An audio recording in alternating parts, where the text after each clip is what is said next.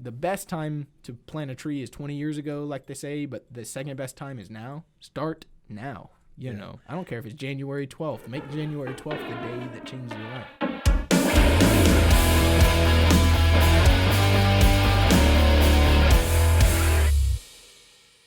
I mean, that was cool. Thank you, Lord.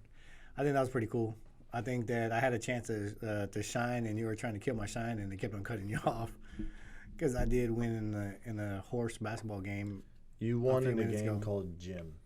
Yeah, I mean, it was horse, but we had to cut it down because of time. But I just didn't beat you. I beat James also. So I'm feeling pretty good right now. That was one of my goals I've written down for 2024. You written it down? One of Alex's goals is to do a ruck march with me pretty soon. Hey, I think give me until August. I mean, you did one on Saturday, right? Yeah. 12 miles.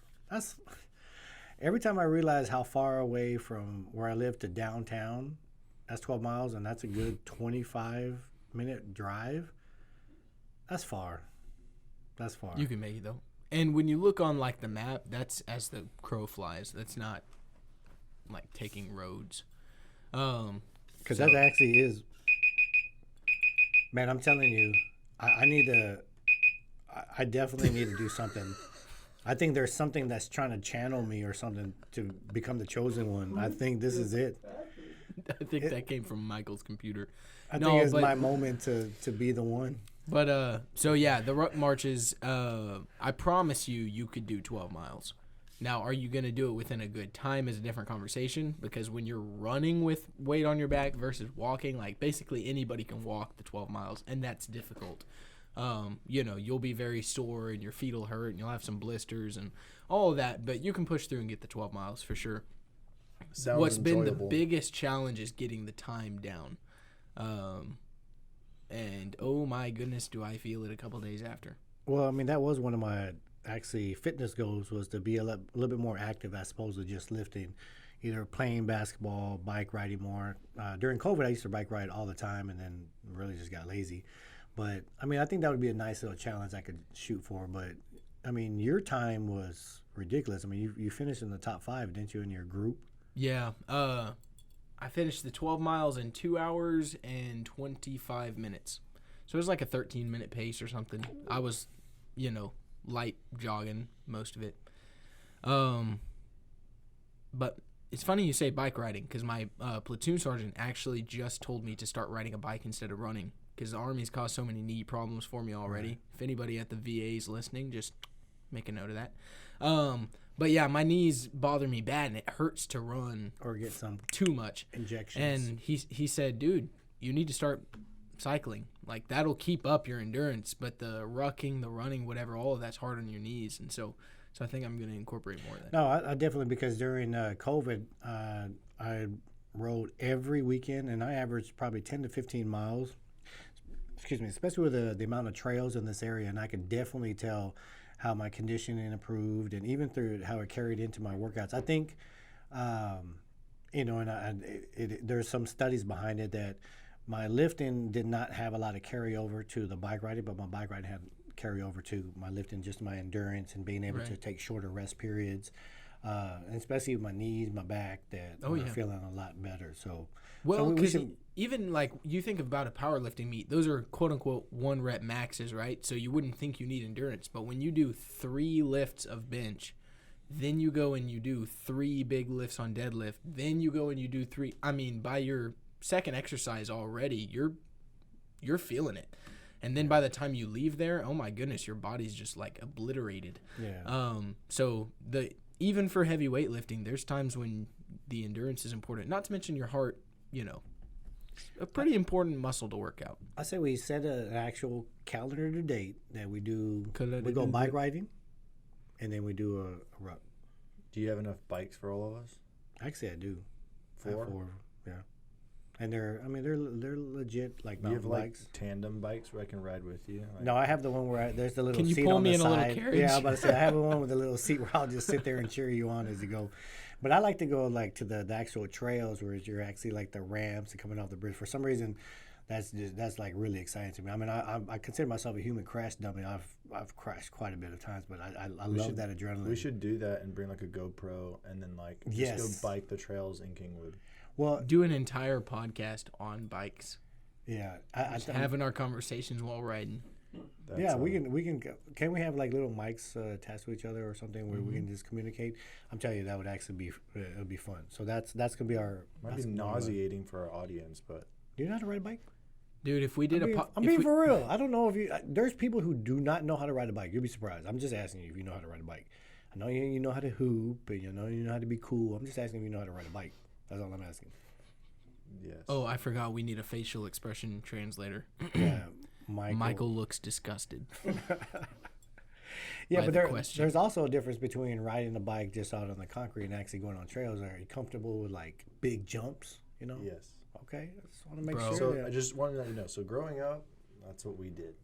Me and my brother would ride down hills. We lived in campgrounds. We rode bikes. Bike road? Yes. Road bikes. Yes. I actually had like I forget what you call it, like a hairline fracture or something in my leg as a kid because of a bike ride. And it was at a camping trip.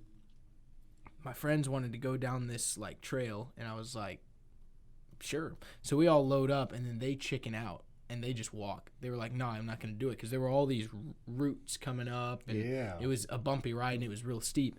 And I was like, all right, I'll meet y'all down. So I let them walk down. I said, y'all good? They said, yeah, we're good.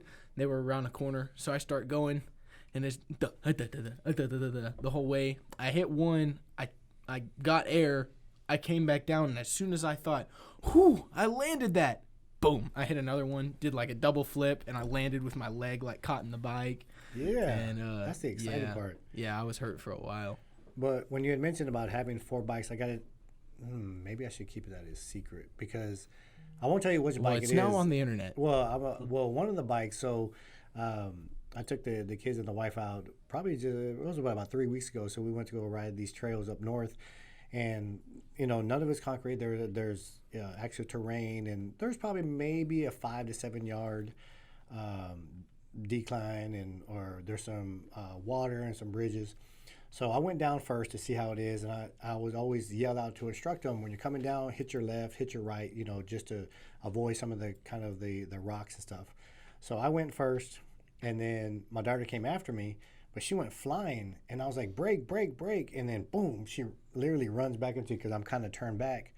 And I go, I told you, I said, you can control your brakes. She goes, I don't have brakes on this bike. And literally, we've been riding for like 45 minutes. I said, what? So we switched bikes, and I got her on the bike, and I took off. Nothing. There was nothing but air going. So she had been stopping it with her feet going through all the hills and everything.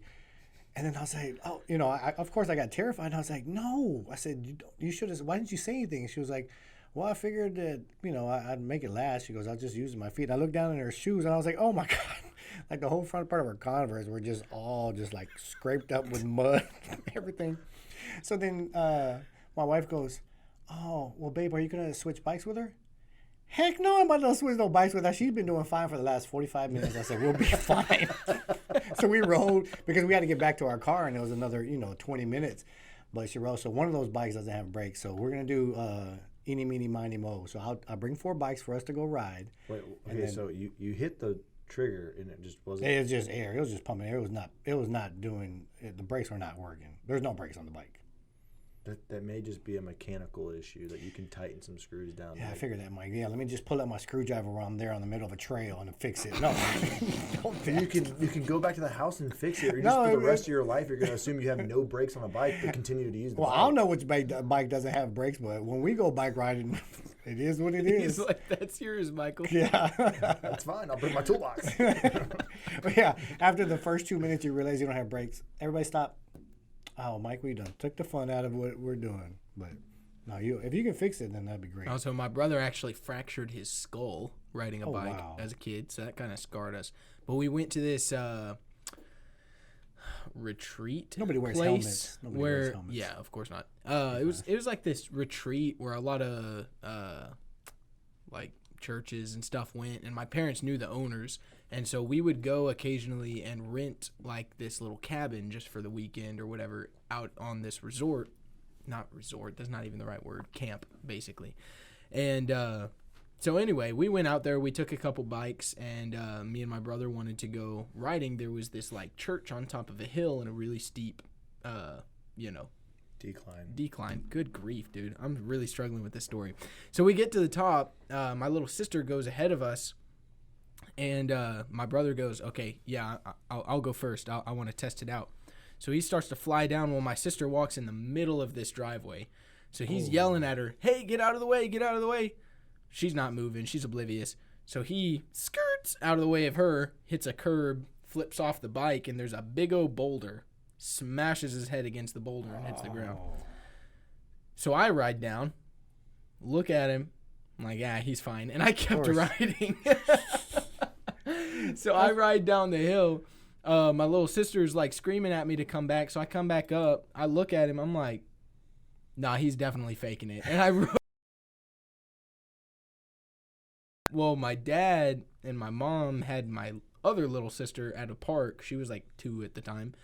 And he came by just to check on us. He drives by in his truck. He's like, hey, Jonathan, what's going on? I was like, I don't know. Samuel's laying on the ground or something. He's like, what? I was like, I think he's pretending to be hurt. He's like, you sure he's not actually hurt? And it's like, he's not hurt. He had ketchup in his pocket. As we have this conversation, my brother stands up looking super dizzy. I'm like, look, he's still doing it. My dad's like, hey, come down here. So he comes down, and my dad goes, do you know where you are? And he looks around. He's like, Minnesota. Are we at the campground? And he's like, come here. So he walked closer. My dad grabbed his head, and he had like a giant, like literally the size of a fist, goose egg on the back of his head. He's like, everybody get in the car. So we picked up my mom, other little sister, went to the ER, and I was holding an ice pack on his head like, yeah, you're going to be okay, bro. I'm sorry I didn't believe you. Those are one of those kind of things when you're looking at them like, oh, you really had to milk it, didn't you? Now, here's the best part, and I've picked on my dad for this several times. We get him into the hospital. They go, we need to life flight him out of this little tiny county hospital. What? Like, we need to get him somewhere. So chopper comes in, land. We see them taking off, and we're all sitting in the car watching the helicopter take off, and my dad just goes, all right, y'all know he could die, right? Oh, my God. Those were his words. I was like 10. I was like, yes, Dad, I know. Thank you for the warning. And so from that How old day was on, he? How old was your? Is this your older brother? Yeah, older brother. I think he was like 13. No, oh, wow. I think he was 12. So I would have been like 8 or 9 when this was happening. My dad's like, hey, you know he might die. It's like, yeah, Dad, thanks. You're next in line in the kingdom. you will be in charge now. You're like, yes. Those are one of those things. That's why I actually like those kind of stories, because nowadays it's very rare you hear kids talk about that, or crashing on a bike or doing something. So that's the good old days when we were cracking our heads open. Yeah, no, that's the good old days of being adventurous, taking chances, like.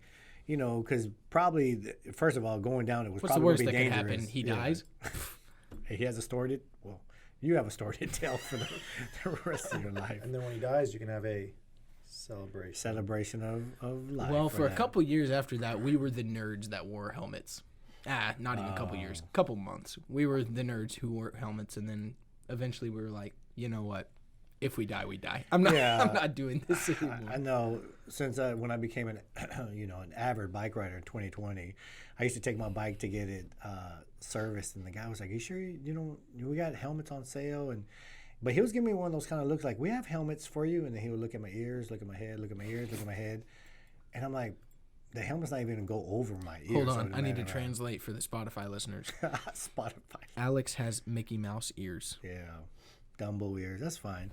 I grew up in a Hispanic household where when you misbehave, your mom pulled on your ears a lot, and mine just happened to stretch. I was born with small ears. I've seen the pictures.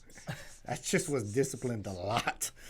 So when she pulled on them, but the first time I actually did wear it, I just didn't feel comfortable. Like, I just want to be just flying through the woods without a helmet. In Texas, like even probably slowed you down, huh? Yeah. Even on motorcycles and whatever, it's not a law that you have to wear a helmet. Right. And I guess because we don't care about our stupid people here, you know? Yeah. If you're dumb enough to, ride down the highway without a that's helmet. a lot different, though. I mean, because you got rocks and everything flying at you. Like, my brother and my dad are avid, motorcycle riders, and I'm glad they're all about that. The Dude, helmets. man, I just people don't have see. flown by me at 150, 200 miles an hour. Not that a helmet would help at that speed. Yeah. But, I mean, I don't know. That's why I won't get a bike, because I know I would be that guy. For sure. That's why we'll just keep it on a regular mountain bike, because probably when I usually hit about 50, You have training wheels? just one on one side, because I tend to lean a little bit because I'm cutting the curve, Tokyo drift. I'm actually pretty good. I know I brag a lot. A squirt gun with you? I know I brag a lot, but I have to get back into it because it actually takes practice on the trail riding, and I was watching all these YouTube videos in 2020, and we have nothing else to do. That's what got me interested. I was like, I want to try that. I mean, bike riding as kids, but it's definitely. And I didn't realize that in our area has one of the largest bike trails in all of the United States, like the most square footage per capita, whatever they refer it to. But we have like the largest one, so we have plenty of places to go. So we need to do it. I'll agree to do a ruck march with y'all if y'all agree to go out on the trails with me. I will 100% do that. What I like, I just don't know what to compare it to, because what I like about the ruck march is that it is literally a mental game, like, to a certain extent. Obviously, not everybody can walk 100 miles with weight on their back, right? But 12, I'm willing to bet 98% of the population with a gun to their head could walk 12 miles with weight on their back. It literally is as simple as putting one foot in front of the other. As cliche as that sounds, if you just decide to keep moving your feet, you'll finish. Oh, so you don't have to run it the whole time. No, that's not like a requirement. So just because you have a time to beat, then you're gonna. I was trying to get into an Army school, and so I needed to be a fast rucker, and so there's that. The Army standard in general is 12 miles in 3 hours. That's a pretty brisk pace. 7 hours. But even in like basic training, we weren't going that fast. That's like that's the goal that you get to in your Army career. Not everybody does that. So yeah, I mean, technically you're rucking as long as you just keep walking. As long as you finish the 12 miles, you can say you did a 12-mile ruck. Do you think I think you're probably conditioned enough to do it. Running or walking, do you think? Not running. I think I'd be light jogging, walking at a fast pace to keep pace, because I've never done it. I don't want to overdo it and gas out at the end. How many pounds is the rucksack? Minimum 35 pounds. Oh my goodness.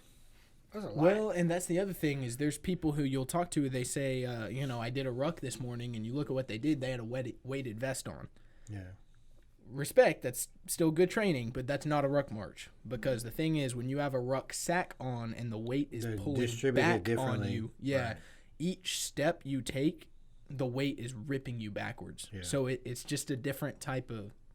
Yeah, the backpacks and they're a totally different thing, because we tried the concept of we had some weighted vests, and then just over the years they wore down and tear. So we had an idea. Well, why don't we just buy one of those heavy duty backpacks and fill it up with weights? Totally different feeling, totally different, just because of the weight distribution. It wasn't the same. Man, it works your back like crazy. Yeah. So keep your posture up and try to keep your shoulders from folding back. What I will say is the lower body training that I've been doing over the last several months had carryover for sure. Now, I don't do a ton of lower body like endurance stuff. It's mainly strength training, but I can tell just based on the strength that I've built in my legs and in my back, especially my back, I was hurting way less in those areas on the ruck than I have in the past. So in the past, by mile 5 or 6, my legs are starting to cramp up. My back is, killing me. And that stuff really didn't start hitting me until mile 9 or 10 at least this time, which was crazy. That's never been the case. So obviously, did you beat your time from the last time? Yeah. You did? Oh, okay. By a lot. Now, it's really not a fair comparison, because last time it was 108 degrees when I did it. This time it was 45. So it was nice weather to ruck. I mean, the both extremes. Everybody's body temperature. No, 45 is not an extreme. That felt nice. I mean, 45 degrees is still pretty cold. if it was, it feels a little bit cold when you're standing there. You also got to remember I'm in full uniform, so I'm kind of dressed warm anyway. But being dressed warm in 108 is miserable. Being dressed that way in 45, I was a little chilly before we started. Once you start walking, you're not cold anymore. You warm up pretty fast, and that was probably the best weather I could have had. Do it? Did I say we want to do it during the summer? Let's switch it back to maybe Next weekend. Dude, seriously, tomorrow. probably in the next month would be the best time. I want to find a February date. From any time between probably April to like August. Late February, because I'm in Nigeria. I mean, I'm game to do it. I'm game to do it in the summer too. I'm not gonna. Well, in the back out summertime, either that'd way, be different. Like I wouldn't have a problem with the heat as much, but not. I mean, I don't want to have to wear like long sleeve shirt or anything. I'm just thinking I'm just thinking about like my powerlifting singlet and my backpack and some flip flops, a water bottle. Rubber ducky. Yeah, it's rubber. Oh, we're not going swimming? Yeah. Well, I'm glad you guys are not swimmers because I wouldn't go swimming on that. I'll bike ride, I'll run, I'll walk. Swimming. No. I mean, are you a good swimmer? Do you consider yourself a good swimmer? You remind me like a dolphin. I probably see you swimming. I'm like, yeah, you're a dolphin. That's the first animal I automatically something would relate about to. me exhibits dolphin. Yes, for what sure. sound would you say Michael makes while he swims? But very nicely, That's a though. dolphin? Yeah, that's all the dolphins communicate. Because dolphins are friendly, but they can, yeah. Oh, that's actually really good. Excuse me. We don't, yeah. For those our Spotify listeners, we actually have a live dolphin in studio. Mine was a little sick, but dolphins are friendly. They're kind of smooth. I mean, I give it to you. I mean, I give you kind of a lot of. I mean, I've never physically felt your face. I'm just saying smooth, like the movement. What? I'm giving you credit because I'm giving you credit like the way you move, You like just on the look like basketball someone court. who can move. Yeah, you're just like they move smooth. They're very friendly. I mean, they're the closest almost mammal to humans. For our Spotify listeners, Michael looks like a dolphin. Right, really pretty dolphin. Really, but I'm in smooth in motion. I can figure you can swim. That's all I'm saying. I'm trying to give you credit. I do love the water. That was a really weird compliment. There's a long way to get to the compliment, but my wife does not like the water as much as I do, and I enjoy the water. We lived on a lake a few years ago, several years ago now, and we had kayaks, and we would kayak across the lake, and then I would swim back while she tugged the other kayak back because I just love the water. She would, at first she was like, if I can't see in it, I don't want to get in it. Yeah. And then we went to Destin, Florida, and she saw everything, and all the fish would come up and like nibble on your feet. She's like, I'm done.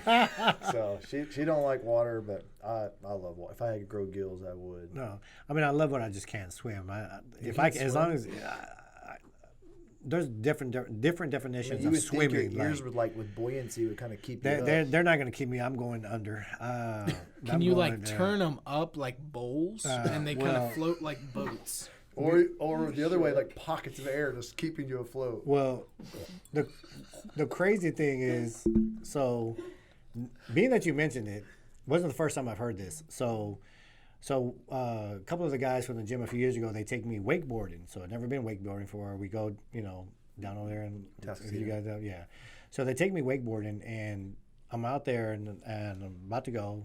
I single and I'm ready. To do than you think. Well, okay, so I single and I'm ready. So we get up and boom, I fall because I don't know how to wakeboard. And then I look down, I'm like, oh, I ain't got no life jacket on. So, the wakeboard, they're attached to your feet. It kept on flipping me over.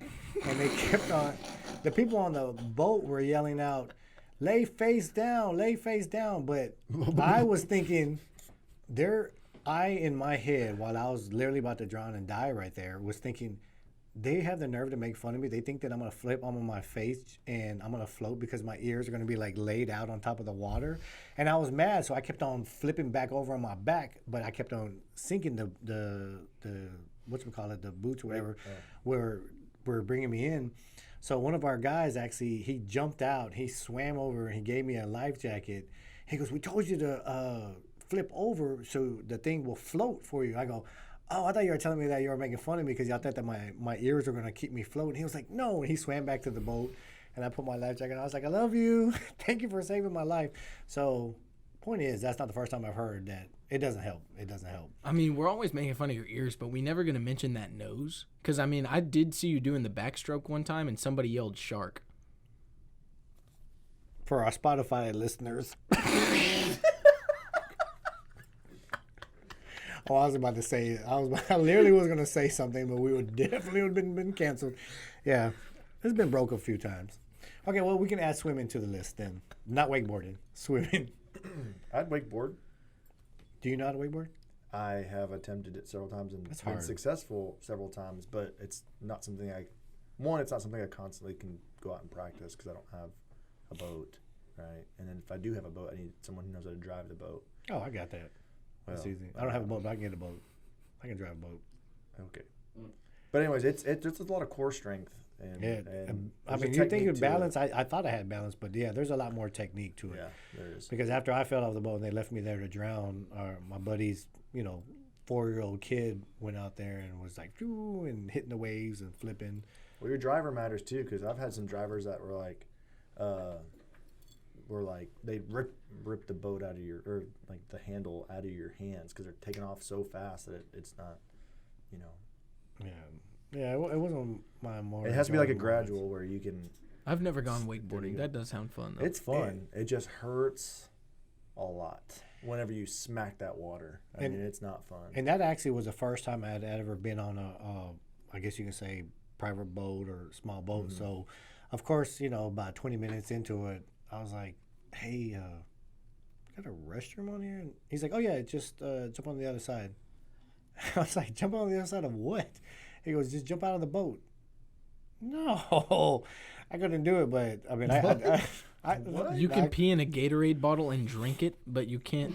I couldn't do it. I couldn't do it. I just felt like something was not right about it. There was, I mean, and of course we had to stop early because I was like, "No, for real, man, you got to take me back to the boat ramp." I couldn't do it. You couldn't get in the water and just sit in the water. No, I mean, when I was 3 and you can't do that either.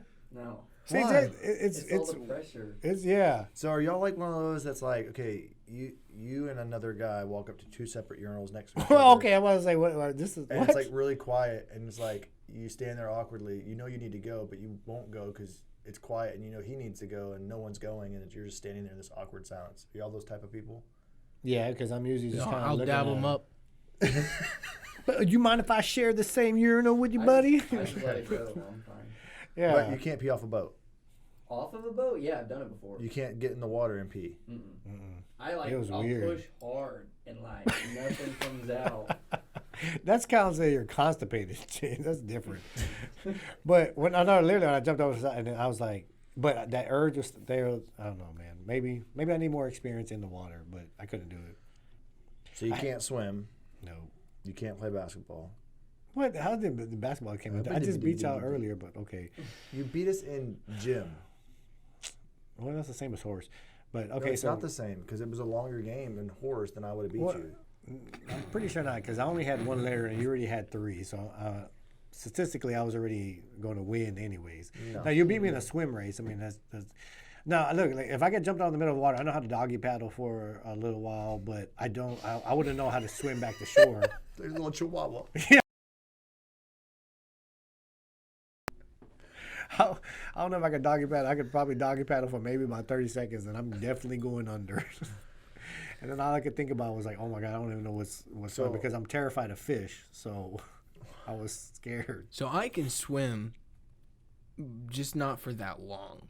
So like I can swim around, but if I just had to tread water to survive, I mean, I agree with that. Theoretically, I could last 30 minutes, but in practice, I would last 2 minutes, and I would just say, you know what, I'll just drown. Yeah. Well, it's like we went to that pool and we played like whatever we played, whether basketball annihilation or whatever, where you just kind of annihilated your friend that had the ball. It was like smear the person with the ball. Oh, I was like, don't. Yeah, I know you can't say that, but it was basically that where someone's fingers went in my eye socket. It was real bad. Oh, that's what the lazy eye comes in. Oh, that explains it. As long as the pool, I can actually at least touch my toes on it. But if I have to just continue to flutter like kick to stay with it, yeah, we can play basketball all day on that. But when we're if I just try to float, like, dude, I've never been able to just float in my life. See, I guess that's the best way to explain it. I can't float. I have to work to keep myself above water. Therefore, I'm not going to last that long if I have to survive in water. If I lay on my back and just fill my lungs with air, I will just... And you're going rock bottom. Yeah, right down to the bottom. Like, Yeah. people have tried to teach me so many times. I just can't. See, I'm glad that we're able to open up and understand our inadequacies and our inabilities to perform simple tasks. I'm glad that we all have that. Because when we were a few months ago, when we went to Cancun, they had a little rock thing to jump out into the water. Oh, And I Melissa love can't that. swim She to can't save her swim life. either? No. She's actually more terrified probably of the water than Hannah is because she doesn't want to see the water. She doesn't want to. And Then why in the world did you go to Cancun? we're on the You go the there to see the resort. water. Yeah, but we're in the resort with a pool. So they had That's water too. well, we understood that. Plus, everybody was jumping off. It was probably a good 20, 25 foot jump. So, of course, the kids are doing all these kids. I was like, I got to do it. So I did it. And once you hit the bottom, obviously, the further you go down, that's where I get that anxiety. Like you're trying to hurry up and get up to the top.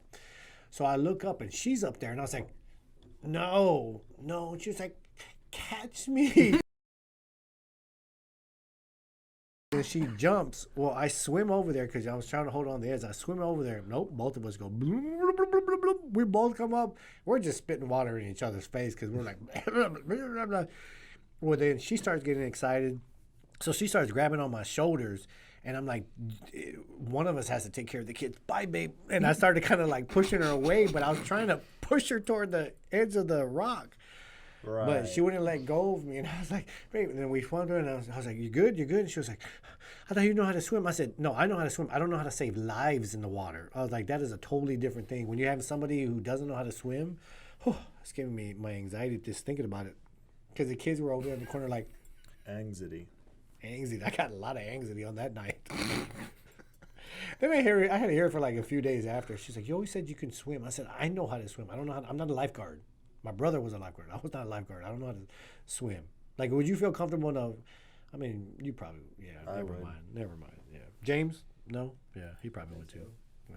Jump in the water. Last time, actually, that same time that we went swimming, I was just curious how long I could hold my breath underwater. I don't know what's considered good, but the first time, I could only do like 10 seconds. And then I because like you said, once you get under the water, like your heart just starts to beat a little faster. Yeah. So I just had to like do 10 seconds at a time, just kind of get myself used to it. And I worked my way up. I worked my way up to like over 2 minutes. In like a 2 minutes is a lot, man. 40 minutes. No, I'm for real. I think they were there, but my wife was timing me on the side, and That's I a got long time. I got up to above Well, 2 it's minutes. about as long as it takes for him to get his max up. So he's like holding his breath the whole time anyway. So That makes is, that's sense. probably, he's able to build That's up why. all that oxygen in his lungs, and that actually makes a lot of sense. Is there a particular timetable on that? It says most people can only safely hold their breath for 1 to 2 minutes. The amount of time you can comfortably and safely hold your breath depends on your specific body and genetics. Do not attempt to hold it for longer than 2 minutes if you're not experienced. Yeah, well, that's I was called experienced by the end, but it's weird because like, legitimately each time I did it, I would have thought I would be able to do it for less time, but it was kind of the opposite. It's like my lungs were kind of expanding with what I was doing. When I went down, like I intentionally was relaxing every muscle in my body Yeah, you to were try thinking not to about it. use any oxygen and just, calm the anxiety, get my heart rate down, and I just sit there just kind of lulling away, and then occasionally I'd be like, am I still alive? Okay, yeah. All right, very good. You're seeing mermaids in front of you, and you're just like, you see dolphins. You're Oh. like, Michael, you're down here with me. What a beautiful dolphin. Yeah. I know for a fact I can do it about 20 seconds. So we you know, timed it. you can go to SeaWorld, and my wife and I took our kids there, and we got some tickets. You can go backstage, and they'll have a dolphin come to your personal pool. You'll have a personal trainer and all that, and you can feed them, and you can touch them and all that. I mean, they'll do tricks. You throw stuff to them and stuff like that. I know they That was found Michael's something- first job. Yep. He was What? the dolphin. Yeah, I was about to say, I know you had a closeness with the dolphin. Yeah. That's what I mean. They're very friendly. They're very obedient. Yeah, I was trying to give you props for that. I still think you're a dolphin, but a nice dolphin. All right. I'm a dolphin. You're a chihuahua. Yeah. I don't know. What if we could have come up with an animal for Jonathan? Iguana? Yeah, What? straight up iguana. We are looking for a new producer. We are We're going to taking start applications. Man, we're going to start drug testing. He said, I think he looked like an iguana. That would actually be tough. We'd have to think about what that one is. Man, I just learned a lot about you right there. No, so now that we've talked about all the new physical endeavors we're doing, reminds me about this whole New Year's resolution thing. So in the past, I've set like a singular vague goal for myself each year, which I know is not how you're supposed to set goals, but it's really worked. So, 1 year it was to get a certain type of, a few years ago, it was to get a job at a certain type of company. That was a commercial construction company. Boom. Got that year. That was my major goal. This past year, it was to be able to do music and social media full time. I was able to reach that. And so this year, my kind of generic goal was to grow my original music as a separate account from the military kind of based music and cadences and all of that. So that's kind of my generic goal. But this year I did something different, and I actually went off of the quote unquote smart method, right? Of trying to get, I'm not going to try to quote it, but could you look up the smart method? But it's, measurable, attainable, realistic. I don't remember. Specific, measurable, achievable, relevant, and time bound. Boom. Yeah. Tried to get some very specific goals that were realistic, that were attainable, but would push me, stretch me in different areas. And we on this podcast talk a lot about faith, family, fitness, finance in that order. And so I actually split mine into those 4 groups and had a couple goals related to my faith, a couple goals related to my family, couple related to fitness, couple related to finance.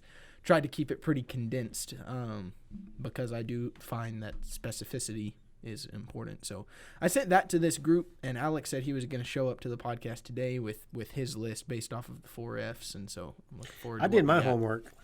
I don't know where Michael's list is. Michael.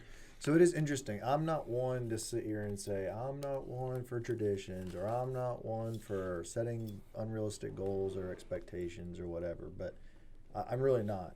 It just, my wife and I talk about our goals so much throughout the year, and we are constantly checking those goals off our list or achieving those So you goals. do make a list, though. So you just don't necessarily write it down, per se? And not necessarily write it down at January 1 or whatever. But I did want to read a statistic for you so you can hopefully stick true to your resolution. Researchers suggest that only 9% of Americans that make resolutions complete them. Oh, wow. So you can be in a very small percentage of the world if you can complete your resolution. That's actually a little bit motivating. That's motivating, especially when you hear about the percentage is so low, and I think it's so easy. You know what I mean? Like, the chances of me ever, bench pressing 315 will probably be, the chances of not bench pressing 315 will probably, such higher. It's like you know in your head what's going to be achievable, but when it's goal setting and resolution setting, unless obviously they say if you have some kind of life-altering moment in life, or you go through some kind of psychological dismay where mentally you just completely lose it, and or I remember hearing a speaker say that if you have a brain transplant, which that he's being sarcastic in the fact that those are what's going to stop you, life-altering moment, a completely psychological breakdown, or you have brain transplant. So when you're setting goals, you're really the only one that's really impeding your own goals, because if you set it, and they're respectable and achievable, then you should be able to. But when you hear that percentage, it's like, man, what is it to do? Pull up the statistic. What percentage of diets fail? Because this is a very similar statistic. Something to the tune of 95%. 95% of diets fail in weight loss. Why? Because the diet doesn't work, or because people quit their diets? Oh, people quit. Right? Now, you could also get a bogus diet that, that's not helpful and keeps you in a caloric surplus or whatever. I'm not saying that doesn't exist, but doctor prescribed diets that we know will work if you just stick to it. 95% of patients still fail in that. And so to me, you put those two things back to back, and what's the common denominator? It's people's discipline. People don't stick to it. And something I heard somebody say a few months ago that was just really motivating to me is he was talking about his coming off of drugs and him getting clean, and that he went several months clean and then relapsed. And he took it really, really, really hard, and he thought, man, I'm starting all over. And his friend said, you're not starting over, you're picking up from where you left off. Right. So you walk this whole distance, you fall down and you get up. Do you start over? No, you're continuing the journey you started, right? And so it's January 8th right now. By the time this episode comes out, it'll be January 12th. It'll be January 12th. Based on statistics, a third or more of you guys have already failed whatever resolutions you set out. Pick up from where you left off and keep moving. I think the main problem with the January 1st resolutions is the drunk says, my New Year's resolution is to stop drinking, so he parties on December 31st to get out and of then the system. Then tries to get clean on January 1st. Well, if that's your method, you're already failing. You know, the best time is now. Whatever date that is. If it happens to be January 1st, every December I'm going to be telling people, hey, there's a new year coming up. This is a great time. But guess what? Every February, I'm also telling people it's a great time to fix whatever that problem is or reach whatever goal. The best time to plant a tree is 20 years ago, like they say, but the second best time is now. Start now. I don't care if it's January 12th. Make January 12th the day that changes your life. Because one of the things that was interesting for me was the fact that I was completely against resolutions, New Year's. I was like, that's dumb. I was like, all it is you're going to wake up, it's going to be the same day as a different year. But I see, when I look back into it, and I've mentioned before that if you're not in the right mindset to do something different, then you're going to continue doing what you're doing. So if I didn't want to change anything and I needed to change things, then I'm not going to do it. So people have to identify and have to accept that change needs to be made. I would say out of those 9% of the people who, 9% people actually committed to it? Is that what the statistic is? 9%? 95. Oh, 9% are the ones who actually complete so, resolution. The 91% of the people that failed, they basically just, they probably weren't accepting of who they really are and what they wanted to do, and they weren't being honest with themselves. Because then I guarantee they're gonna be like, I know how it is to set a resolution and say, oh, who cares? It's another day anyways. All we're doing is change. I used to always say, we're just changing the number on a piece of paper anyways, but I'm waking up feeling the same way. I'm doing the same things. It doesn't matter. It's not until you start really doing some self-acceptance on yourself to like, you know what, I think I need some changes. And that's why this was probably first time in a long time I was actually excited to, when you sent that out, it gave me a good groundwork to kind of look at, all right, let me break it out into it, because it's easier for me to set attainable goals when you have like the sections and you're like, all right, I got faith, family, fitness, and finance. And it was actually fun creating it. So I challenged my wife to, by the time I get home, I want to see what her list is so we can compare it and see. Well, and that's not a Watch her 2020. be like, new husband, what happened? What happened? What happened? She goes, are you going to help me? I really want to get in shape to get a new husband. What happened?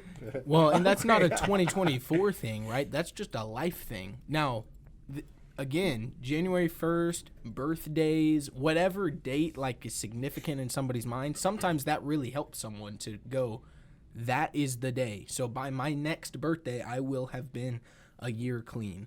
I will have been a year of working out or whatever, So there's nothing wrong with having that date. But regardless of what date you're hearing this, make today the date. Make today the day that stands out on your calendar every single year to know that you made a change. If that's in your spirituality, your faith, if that's in how you handle your family. I mean, there's things, a lot of mine was pretty personal, but I shared it with these guys, that certain things that I know I can do better with my wife, with my family, things that I know I can do better in my faith.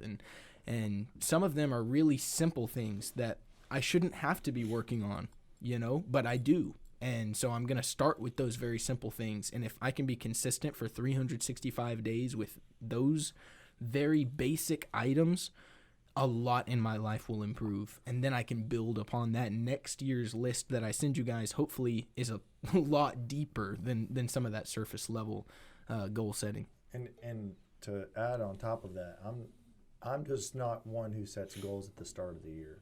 I don't. I have goals already set that I carry over, and I have different timelines, whether it's a birthday to birthday or anniversary to anniversary or whatever. But a lot of those my wife and I are talking about throughout the year. Now, I get some people need a reset, and that's needed. You need a reset. You need a time where you say, okay, I am now starting this fast. I am now disciplining myself. I'm starting it now. I'm getting rid of this. It's going to hurt a little while, but after long time, those things will start changing. My brain pathways, my thought process, that will all start to change. It'll now become a habit when I do it long enough. And you were even talking about if you always do what you've always done, you'll always be where you've always been. You'll never move. You'll never change. You'll never, never grow if you continue to do the things you've always done. Well, and let me add on to that. If you have always set January 1st resolutions and they've always failed, yes, stop doing the January 1st resolutions. Yes. Just decide, pick a couple things, whether it's January 1st or January 12th, and fix them. Yep. Daily. Put it on a board. Walk up and remind yourself of it daily. Whatever that is. I've got, even in my, let's say, prayer and study life, there's a sheet that was provided to us at church recently based on Romans 12? Yes. Sure. We're going to say yes. Yes. But it's basically it's a description of Christian living, right?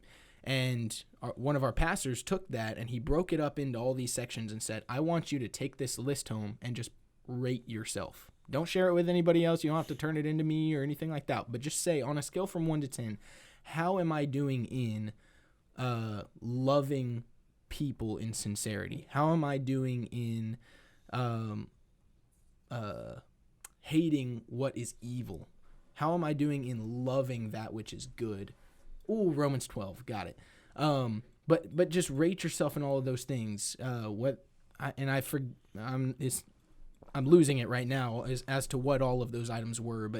But as a part of my routine in the morning, I'm going back to that list and I'm picking one each day to work on and finding ways in my day. Okay, what's a part of my schedule where I can intentionally love somebody? Where's a part of my day where I can intentionally pray for somebody? Who needs my prayers right now? And if you go through every single day and make it a part of that routine, it doesn't matter if it started on January 1st or January 12th. That is something that you can constantly go back to. And so I like having that in written form as a part of my routine, just like in the gym. If you show up to the gym and just push around weights, you might get some benefit, but inarguably you're going to get better results when you're tracking and you have something to look at and compare your progress from yesterday to today, right? And so I just like to extend that into all those different F's, right? Faith, family, fitness, finance. Yeah, I mean, today's July the 8th, and I just started. January. Oh, shoot. He's like, I'm halfway through my resolution. Hey, I can break mine already. Yes. January the 8th. I'm thinking about July, my birthday, because I had written down something for my birthday. But so January, yeah. And quite honestly, like the first week, I was like, okay, I couldn't think of anything. But I'm glad I didn't feel pressure. Like, I need to start January the 1st. I didn't feel pressure around anything. I couldn't think of anything there. Nothing was standing out. And then today, until I actually took the time to think about it over these last week or so, and then I was able to get something. I was like, okay, man, this is something that I can do for myself. That I know that it'll be obtainable and it's realistic. By July, my birthday, I want to be at least 6'4". I think that's. I mean, you guys are horrible friends if you're just going to laugh at it. Like your age? I'll probably get there first before I get to Goal number 7, do not share your goals with the friends. But no, it actually.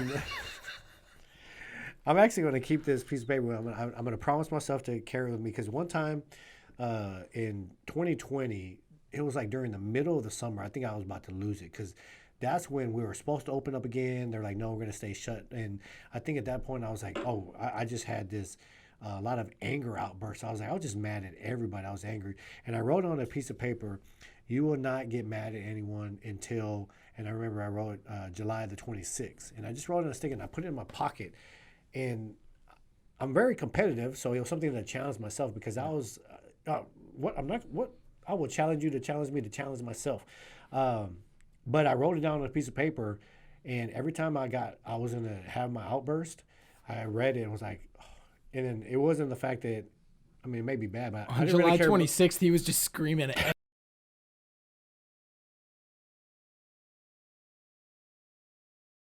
helped, and but ever since then I would write little notes. So I was like, no, I remember how it felt. I hadn't done it since then, quite honestly, because we got back to regular life and just living. But that's when we came into the gym. Yeah, so that's why I was like, I don't need to get angry anymore. Oh, man. So watch it. I guarantee you. So challenge me to say, hey, where's your list? I'm going to carry it with me every day because I need the reminder because I will forget. Why don't you post it at the gym? What? I don't want people to be reading my business. No, I'll let everybody look at it. Well, so this sounds like funny, maybe, but a great tip that I heard, whether you're trying to build a habit, break a habit, whatever those things are, is to do it drastically with your body. Let me explain. If you want to get naked in the gym and I'm going to be like, this is the way I need to be free. No. But let's say you want to wake up at 5 o'clock every morning. When your alarm goes off, jump out of bed. Don't get out of bed. Jump out of bed, punching the air, right? Because you will immediately reset the brain. Your brain will start to form your wife's waking you up and you're like, oh. Start to rewire and form what's close to a fight or flight type response when the alarm goes off. You will immediately wake up because you force yourself to do that. It reminds me of basic training when not once did I struggle to wake up. Why? Because someone was running into the room banging on trash cans and I had to jump up because if I was laying there, I'm dead, right? So I jumped up immediately, and what did that do? It made it real easy to wake up from then on. And so pretty recently I started resetting. Okay, this is the time I said I'm going to wake up. I'm done hitting snooze. I'm just not going to do it. As soon as that alarm goes off, I jump out of bed. And now I wake up a couple minutes before the alarm goes off because my brain's reset, right?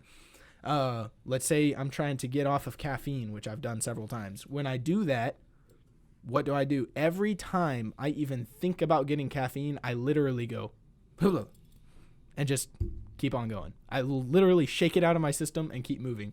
But as funny as that sounds, it works for you. Yeah, I mean, it will literally neurologically send a signal that no, I refuse to even think about that, and then keep moving. So whatever that is, whatever habit you're trying to break, whatever habit you're trying to build, try to add something physical to it. And that's a silly example. I get it. No. But if it's I'm tempted to eat the cookie, I'm immediately going to jump out of my chair and do a lap around my house and then sit back down.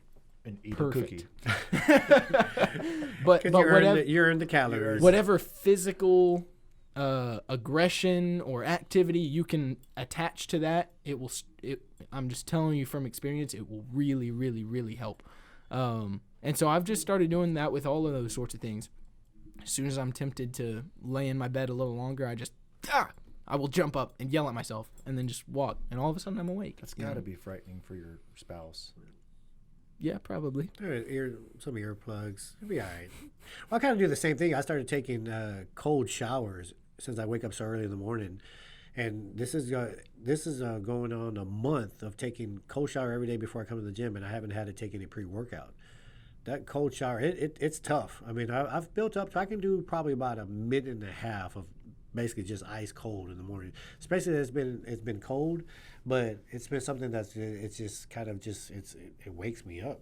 It's cold, but well, let me give you another example. So I get very easily distracted on my phone, just between all the different accounts that I have, and comments and this and that, and I can just not really waste. I guess I'm interacting with people, but I can easily burn a couple hours just scrolling through comments, responding to comments, and that's not always the most productive use of my time. And so if I ever find myself getting on an app for a specific reason, and then I just start to scroll, or I just start to read comments, or whatever the thing that I'm tempted to just start doing that's not productive is, I will literally chunk my phone across the room and just get back on the computer and keep working.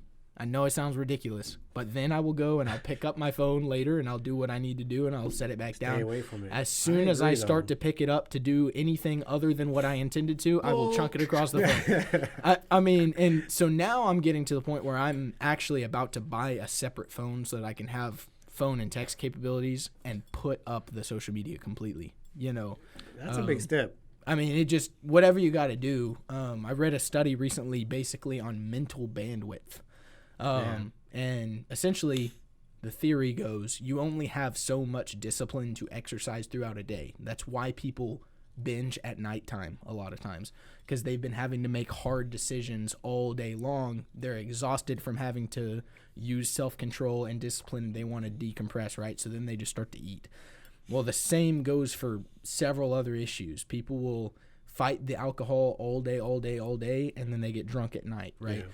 Well, if you take away those difficult situations throughout the day, you have more willpower left at night, right? So if you take the alcohol out of your house, or you take the sugar out of your house completely, it takes away the decision. You don't have to make that tough decision throughout the whole day and wear out your mental bandwidth. So then those rare occasions where you're at a restaurant and you are tempted, it's a little easier to say, no, I'll mess up all my progress, versus you've been having to say no all day at your own house, and now the temptation is just even stronger. Yeah. And so that's part of what I've just started to implement. That's why I'm talking about the 2 separate phones thing. If I can just take away that strain on my mental bandwidth, not even have to think about it, it's not even accessible to me. This phone doesn't have social media. I think it'll go a long way. That's crazy, because that's actually one of the things that I wrote. Instead of part of my faith-based goals was actually to, for some reason, and lovingly why, that I got quite a few Bibles for Christmas. How many? I got 3.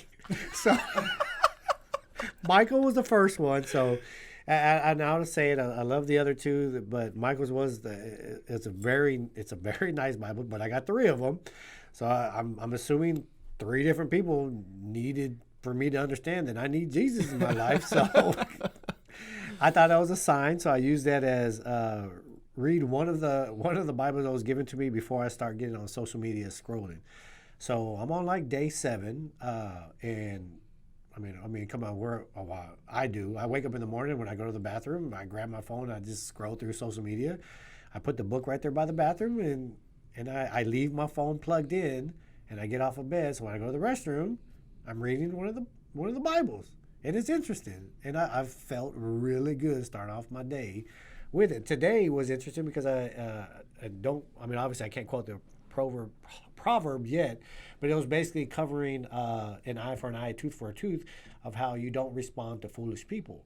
Because that's one of my biggest issues I've had. And going into 2024, I was like, I'm not going to be dealing with foolish people and what they say and trying to respond back to foolishness, because you respond back to foolishness, it gives them the strength of continue to be foolish. So the whole eye for an eye, tooth for a tooth, I literally thought it meant revenge. I literally, up until today, sitting early in the morning, thought that it was meant that we seek revenge, and it's completely different of what it entailed. And I mean, that was something that was awesome to learn. So well, and they're so kind of built into old laws back before Jesus's time. That concept of eye for an eye, tooth for a tooth was there, which was if you cause damage to someone's property, you are going to repay with your own property, right? And that was kind of the concept. Well, Jesus, when he came and he's talking to people, not necessarily about law, but on a personal level, he said, I know that you've heard eye for an eye, tooth for a tooth, but I say if someone slaps you on the right cheek, right, you're supposed to turn the other cheek. Turn and give them your left, right? And in that culture, a slap on the face was basically the biggest sign of disrespect, right? And so he's saying, people disrespect you, let them, Yeah. Move on with your life. And it's exactly what you're saying. Still show them love and respect. Yeah. Do you want to feed like into the foolishness? You want to argue with dumb people? Argue with dumb people, but it's not going to get you anywhere. Turn the other cheek, be the bigger person, move on. Kill them with kindness. Yeah, that whole concept. I don't know. So that's a good. When you were mentioning about the social media, because it can affect you and it can affect your mind, because you start looking at stuff, you start reading stuff, you start, you're like, oh, and it gets you upset, and you don't want to start your day off like that. And it's really easy to get caught up in foolishness. There's just a lot of dumb stuff on the internet, and I mean, how much mental bandwidth am I wasting on stupid stuff or reading dumb people's comments or arguing with people on social media or whatever, getting butt hurt over dumb comments or all that sort of stuff. And there's just better ways to spend your time. And so, some of the same types of goals for me is just refocusing some of that, what I know is wasted time. Yeah, because I think I've mentioned to you before, especially in perspective to what you do. Like, I'll go and read some comments of people might make on one of your posts, and it's like, man, you can't spend energy trying to convince or change the mind of it. And I think what I was reading and some of the reading this morning was, if you do respond to foolishness, make sure you respond to the foolishness to show what the actual wisdom is. Don't encourage the foolishness. So, you don't want to go into a banter back and forth because you're not going to accomplish anything. So, Proverbs is a great daily read. There's one along those lines that basically says, when you respond to wrath with kindness and wisdom and gentleness, it's like, how does it say it? It's like putting burning coals on their head. Yeah. So when you speak kindly to someone, it will just enrage them almost, because it's exposing their own foolishness. Like, have you ever just responded to someone correctly and you're like, that I'm just gonna kill them with kindness, and then you just see that it's burning at them that you won't respond like they're talking to you, right? And it's because you're exposing that it's a them problem, And so some of that from Solomon is just, most of Proverbs is Solomon writing to his son, right? And it's just like you have a wise pop that just is writing you a letter occasionally. Hey, I know that this stuff's going on in your life, but here's how you respond to these people, And so if you just take in a little bit of that wisdom per day, it'll go a long way. Yeah, no, it's probably had about 4 or 5 of them, but that was the one that stood out more today, because I think that was my biggest thing that I needed to work on. Was I get caught up really into arguments. Melissa always pointed out to me that no matter if I knew I was wrong, I always wanted to be right. Well, that's nothing new to anybody. So it was the fact that this is my confession. Confessions. So really realized that. Anyhow, so reading that a part of my faith, and I do plan to attend church at least twice a month. So me and Melissa talked about that, and being that she has a family-based church where her family goes to. I mean, you guys have been always accepting and going to over there, which I really enjoy too. So we're making compromises, but we're going to start off, be realistic, twice a month. Family, learn how to put work aside to spend time with the family. I get really caught up in doing projects, and I completely shut everybody out. And at this time, I think with the kids' activities, and they have a little bit more free time, I need to be more involved. But I also want to teach the kids more faith-based, I guess I'd say teachings, or I think we never forced them to go to church, but okay, if we don't force them to go to church, or if they don't go to church, we need to at least incorporate some type of reading for them, or get them kind of like the Bible you gave me, which is, it breaks that down in layman's terms to be able to understand it, follow along. I was like, I think we definitely need to do that. And then no more phones at dinner. I think we all get caught up where all four of us have our phones like this, and they're either watching a movie or we're still chit chatting, we're still talking, but we're not communicating with each other per se. Fitness, I don't know what else I need to do in my fitness life. I mean, I am a Greek god. I'm just kidding. No, I want to compete in at least 2 powerlifting meets. I want to get back and active and playing basketball, bike riding. I'm going to get prepared for I'm about to call it ruck march. Careful. And then try to stay on my schedule of training, 4 to 5 days a week. Finance and career, I want to pay off my car because I don't want a car note. I need to save more for retirement because I'm getting older. Definitely need to spend less going out. I think we go out to eat way too much, which I do. I wish I could actually live just being a foodie and doing reviews. I think I would quit. I would quit the gym. I would shut the gym down if I actually was paid just to travel to different restaurants to write reviews on food and drinks. I would totally do that. You would become really obese. I'm totally fine with that because that would be awesome.